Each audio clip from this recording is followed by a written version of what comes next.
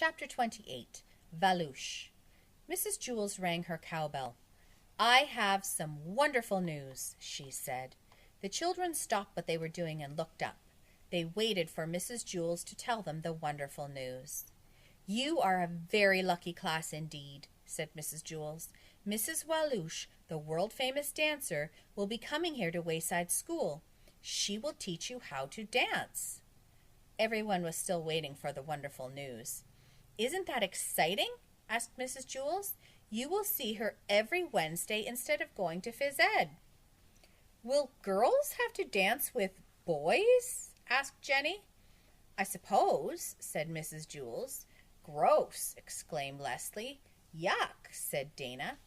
"Will boys have to dance with girls?" asked Ron. "Obviously," said Mrs. Jewls. "No way," said Eric Fry. "I'd rather dance with a dead rat," said Terence. Everybody started talking at once about cooties and warts and other horrible diseases you get from touching girls or boys. Mrs. Jewls rang her cowbell again and told them to settle down. "Mrs. Jewls, I don't need to take dancing lessons," said Eric Bacon. "I already know how to dance." "Yes, Eric, I've seen you dance," Mrs. Jewls said sarcastically. Eric Bacon was a great breakdancer, but breakdancing was no longer allowed at Wayside School. That was because every time Eric danced, he broke something. "Mrs. Valooosh will teach you the grace and beauty of classical ballroom dancing," said Mrs. Jewls. Everybody groaned. On Wednesday, they all headed down to their first dancing lesson, except Myron. Myron went to phys ed. "How come Myron never has to do anything?" asked Jason. "I don't know," said Calvin. "I've been wondering about that too." "Myron's father must be friends with the president," said Bebe. "I think Myron gave Mr. Kidswatter $1,000, said Todd. "No, I bet he's blackmailing Mrs. Jewls," said Jenny. "How could he do that?" asked Benjamin. They entered the room on the second floor. "Welcome," said Mrs. Valooosh, a strange-looking woman with bright red hair. It looked like her head was on fire. "My name is Miss Valooosh. It's so wonderful to be here at Wayside School." She wore pink tights and a sparkling pink top. "I hope we will be friends, yes?" she asked. Nobody said a word. All around were red and green balls. There was also one yellow ball. This was the room where Lewis kept the balls for lunch and recess. It was also the room that was always used for school dances. It was the ballroom. "So," exclaimed Mrs. Valooosh, "who will be first?"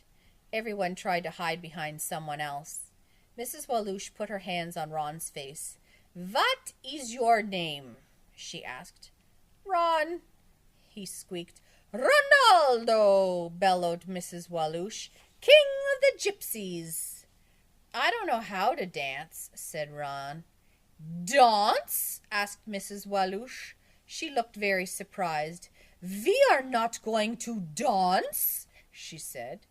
"We're not?" asked Ron. "No, Ronaldo," whispered Mrs. Valooosh. "We are going to tango." She put her left arm around Ron's waist. Then she grabbed his left hand with her right and stuck it out in front of them. Suddenly, the music started. Mrs. Valooosh dragged poor Ron across the room as she stomped her feet in time to the music. Domp, domp, domp, domp, domp, da-da-domp. Domp, domp, domp, domp, domp, domp, domp, domp. Hey! When she yelled hey, she threw Ron up in the air and clapped her hands. Ron turned a somersault in midair, then Mrs. Valooosh caught him. They tangoed back to where they started.